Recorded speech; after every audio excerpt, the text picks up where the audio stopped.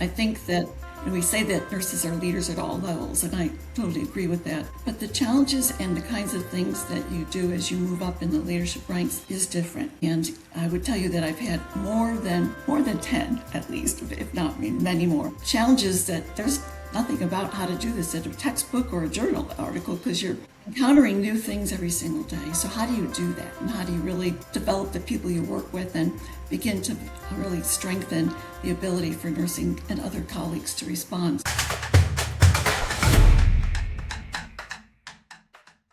Hey, everybody, and welcome back to the Grow Healthy, Help People podcast, a podcast that Accordis puts on. We love talking to our nonprofit leaders and just allowing them to share their stories, their struggles, and all the different challenges that go along with running a nonprofit. We are here today with Joyce from the Nurses Legacy Institute. How are you this morning, Joyce? I'm doing great, and thank you so much for having me. Absolutely. So tell us where you're calling from. I live in Austin, Texas. Austin, Texas. Good deal. Well, before we get into everything that you guys are doing over there, tell me a little bit about how you got to being in the nonprofit industry is this kind of where you've always found yourself working with nonprofits, or did you do something before this? So my former role before this one really was as a chief nursing officer for a multi-hospital system, and it was part of a faith-based, not-for-profit system. And so I think most of the organizations I've worked for have been not-for-profit. I also was in the Air Force for a couple of years, but this has been my most recent. And I think that trying to look at how to really help other people, the not-for-profit side is usually very much in that kind of realm where they want to give back to people. Yeah, absolutely. You hold that near and dear to your heart to really give Yes. back. I love that. So tell us a little bit about what you guys do over at the Nurses Legacy Institute. How do you operate? Well, thank you. So the Nurses Legacy Institute is really geared towards trying to do leadership development for new and aspiring to be chief nursing officers. We're also in the process of expanding our programs for things to be available for experienced CNOs with more advanced and deeper topics that really mirror the challenges that people are dealing with in healthcare today. Because they change every year, it seems like, but right now we've got some really big challenges. So that's our focus, and the not-for-profit part of it has been to try to find dollars from different foundations to allow us to give scholarships to really help people attend, because we know that budgets are tight. Finances is probably top of mind for most hospital systems, etc. So we've been really trying to make sure that we have ways to facilitate them really coming and getting the kind of leadership development they need so that we can feel good about giving back and really getting the next group of leaders ready to take over. Yeah. Yeah, absolutely. So how do these nurses find you? Is this something that you go to different hospitals and offer, or is this just something you're putting out there and nurses find you through your website or through other ways? It's really been focused on using LinkedIn and then personal contacts with chief nursing officers and colleagues that I know. We've been doing this now 11 years, and so we've also got our alumni that are some of our best recruiters for other people to come and attend our program. And some of it is really based on a reputation, as well as we've done a couple of different publications to really be able to show that we're measuring impact and that it's making a difference, so that people can understand that we're very conscious about needing to demonstrate the return on investment, and we want to keep getting it better and better, and making sure that it really meets the needs of the chief nursing officers and those that want to aspire to become a chief nurse. So tell me exactly what the role of a chief nursing officer is. Sure. So the chief nursing officer is the senior executive that really is responsible for nursing practice, education, research, informatics, all of those things that go into helping to make sure that you've got a healthy workforce and a healthy work environment so that nurses can really practice in a really comfortable and professional environment to give the kind of care that they want to give. And so the chief nurse is really responsible for all of that, really looking at, how do you make sure you have the right number of nurses with the right qualifications at the right time? And, how do you respond to different challenges? And so it's kind of like you're standing on a bridge looking over an organization, really trying to figure out how do you make it to where you can give the best care ever.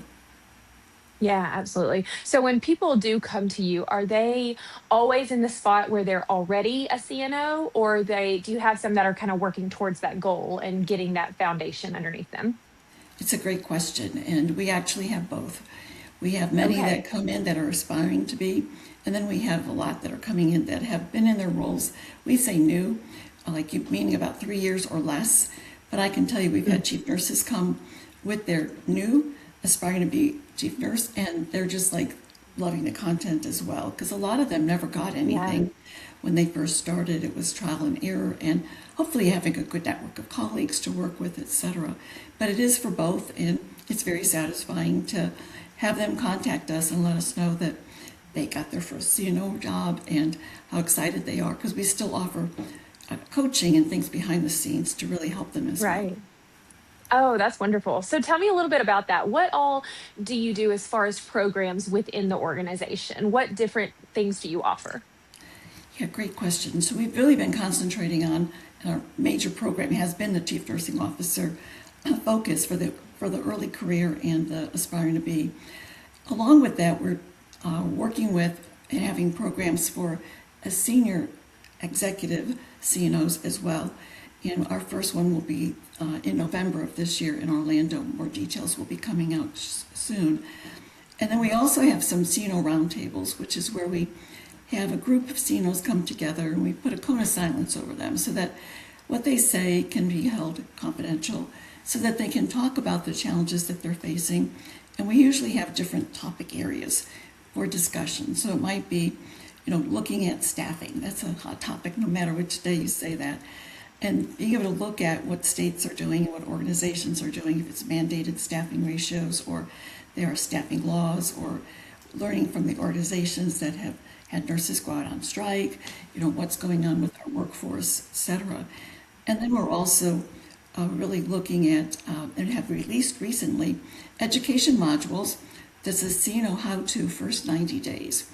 And I actually have created that content. It's not like all the stuff that you would find in publications. It's based on having worked with new CNOs going into organizations and helping them understand how to go in and really be able to assess the organization they're working with, the team they've inherited, and begin to develop the kind of stakeholders, relationships that they're going to need. I tell them you're going to have a whole bunch of new best friends because there's so much that a chief nurse does that you have to work with others and you really want to develop that. So how do you go in and do that?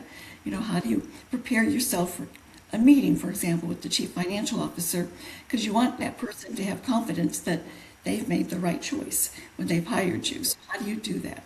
And how do you really meet with your direct reports and assess them? And then how do you start to create the messaging around what your vision is and what you're trying to do, and how all of that will connect to the overall success of the organization, because you're aligning nursing from I call it the boardroom to the bedside and now beyond, because we have so many things we do in the communities, etc. So it's a lot. And so how do you really do it? Because it's easy to find all the standards that say a CNO will, and here's what you must do. But how do you do that? And how do you really make sure that you don't get derailed? And we talk a lot about managing our calendar, because if you don't manage that, you could be on a 7 a.m. to 7 p.m. and still not getting the right things done. So that's a lot of what we're focusing on. And they're paired up with a coach to really assist them as they go in, because no organizations, two of them are the same. There's all kinds of different organization sizes, academic, non-academic, etc. So we try to really tailor it to who the person is and what they're going to be challenged with when they begin their role. It's rewarding work. Yeah. Absolutely, yes. So, I guess with many careers, but especially with this, it seems like you go to school for so long and you get all of this information and this knowledge about this job you're about to do. But at the same time, it sounds like there's so much left to be said. There's so much that they don't learn on the education side, like while they're in school, as far as like practicality and how to actually do this specific job on a day-to-day basis. And that's where you guys can really step in and come alongside and kind of guide them so they're not just thrown in Yeah. to this experience where they have no idea what's going on. Yeah, so leadership is a specialty, and I think that we say that nurses are leaders at all levels, and I totally agree with that. But the challenges and the kinds of things that you do as you move up in the leadership ranks is different. And I would tell you that I've had more than uh, more than 10 at least, if not many more challenges that there's nothing about how to do this in a textbook or a journal article because you're encountering new things every single day. So how do you do that? And how do you really develop the people you work with and begin to really strengthen the ability for nursing and other colleagues to respond? So it's kind of exciting in that regard.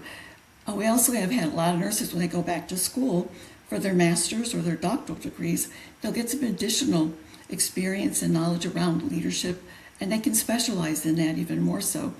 But even that, again, it's great, and you still though need to really be connected into a professional organization like the American Organization of Nurse Leaders, and you have to get some new colleagues together that you begin to build a network of people that you can call on.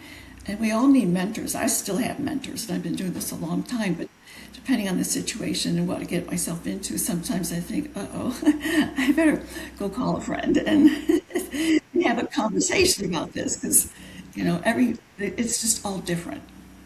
Right. That makes sense. Yeah. Always good to have those friends that you can call up and be like, I don't know what I'm doing. I need your help. Yes. Yeah, So because, good.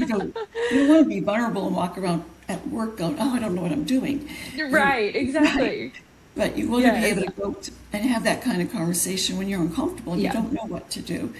And then Right. finding others that, can help you or at least be a thinking partner with you. Yeah. It's big. It's big. So, how many do you have an estimate or like a roundabout of how many nurses have come through this program to date? You know, since this is our 11th year, I would say to you, we've probably had about 900 people come through programs since we started. And we used to have both a CNO Institute and then a more advanced program. And for financial things, we had to back off on that second one, which we're bringing back this year. But when we were doing sometimes 3, 4 programs a year, we had people that would come back for the second CNO workshop because they really found value in the first one. And so we've been able to really work with so many different people and from different settings. So we've had people from the jail system, we've had people from the Indian Health Services, public health, and that's really rich when you can start to have the silos come down and for nurse execs and at all that kind of different level in the ambulatory areas, etc. That's where some amazing learnings can also take place on how you can partner differently and the value of doing that and be able to look at a whole big picture. So it's been really exciting, and we also have directors that come that they have scopes sometimes bigger than a CNO of a community or rural hospital.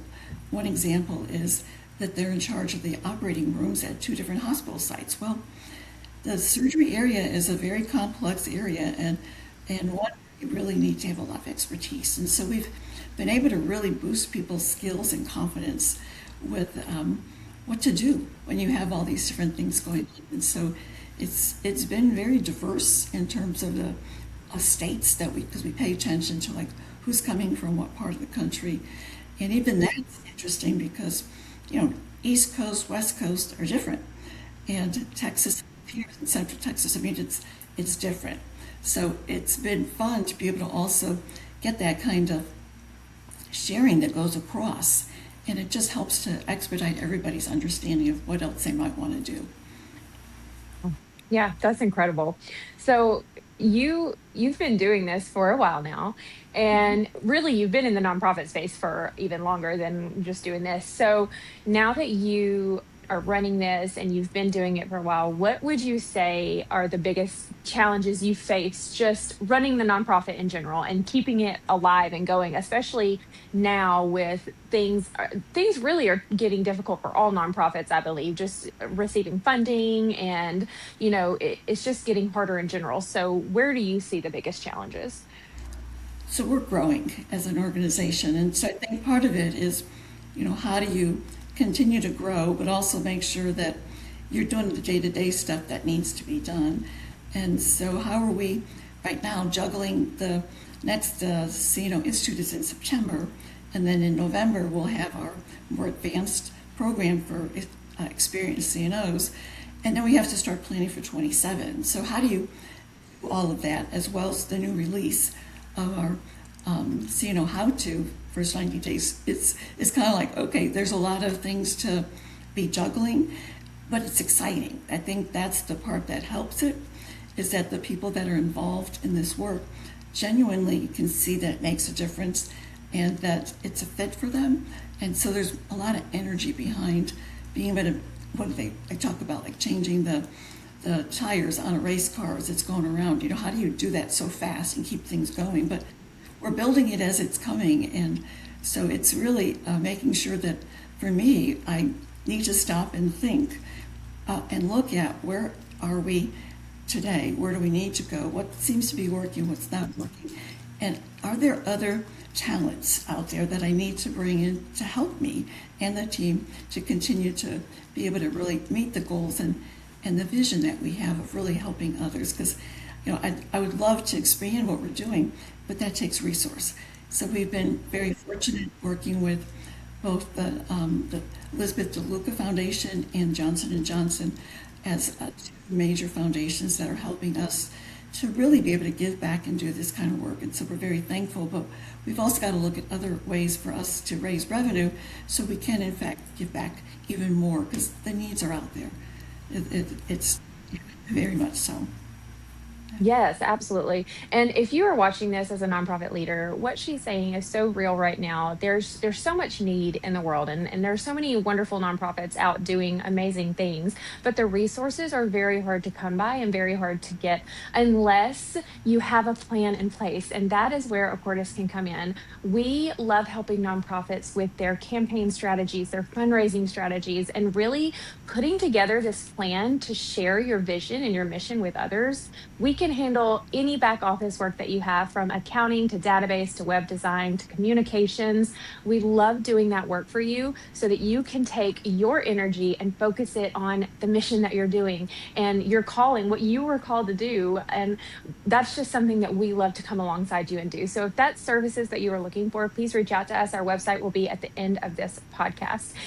So something I want to talk about that we talked about earlier, and I love what you said about this, is that you mentioned Johnson & Johnson, and the way you reached out to them was just this cold reach out. And I Yes. loved that so much, because what people don't understand is that if you don't ask, you have no chance of getting what you're looking for. And so if you'll just tell like a short snippet of that story, I love it so much. We had created a tool that people could use to have a discussion with their boss about the return on investment and why they should sponsor you going to this program. And, I also know, though, having been in the field now for a long time, that not everybody has dollars available for this kind of thing. So I thought, well, Johnson & Johnson has been incredibly supportive of nursing and the image of nursing and innovation in so many ways. So I thought, what the heck? I made a cold call to a colleague at Johnson & Johnson and basically said to him, I really want you to know what I'm doing, and I want you to fund me. So Yes. he was sort of taken aback with, who are you? Right.